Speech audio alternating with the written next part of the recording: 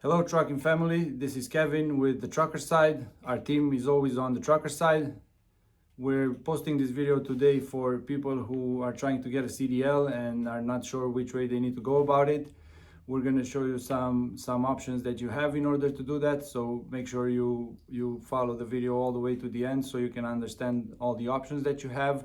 And we're also going to be talking about the requirements that you need to meet, the age requirements, the medical requirements, and so on and so forth. So stay tuned.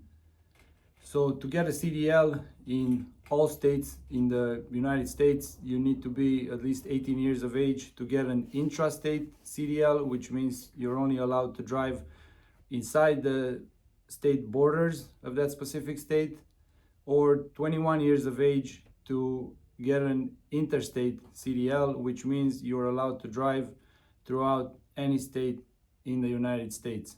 So again, 18 years for intrastate, 21 years old for interstate.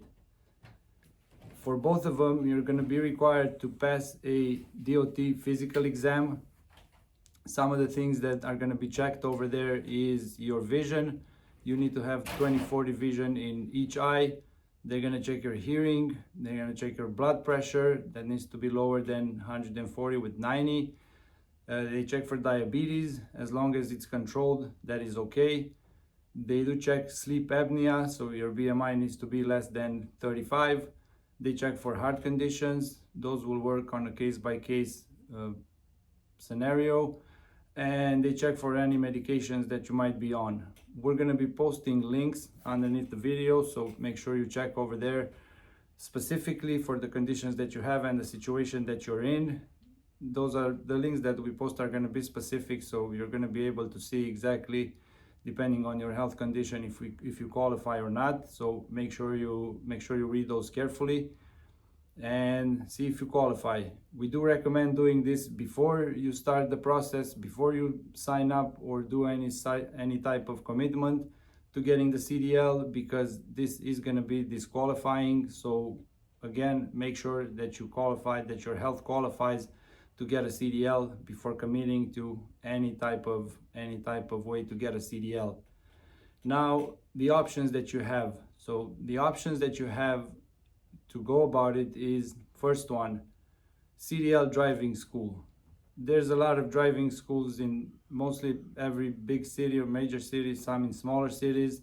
You would have to look those up in your home state, in your hometown, and we do recommend that you make sure you do your research on them, check the reviews, talk to people who have been there, go and talk to them in person before you commit, because there are different programs with different costs and different people that you're going to be getting the training for. So make sure you do your due diligence before you pull the trigger and sign up for one of their programs.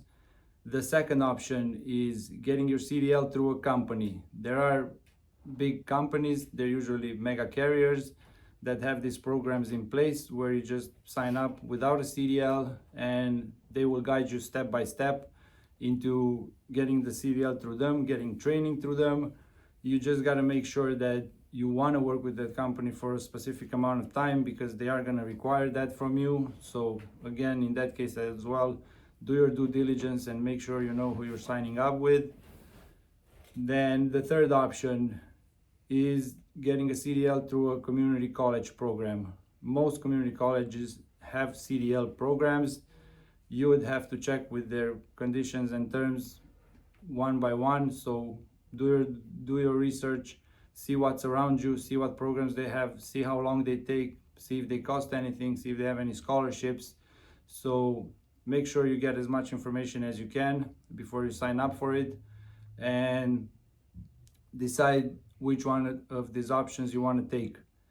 Most of these do have some benefits for military people or retired veterans or stuff like that.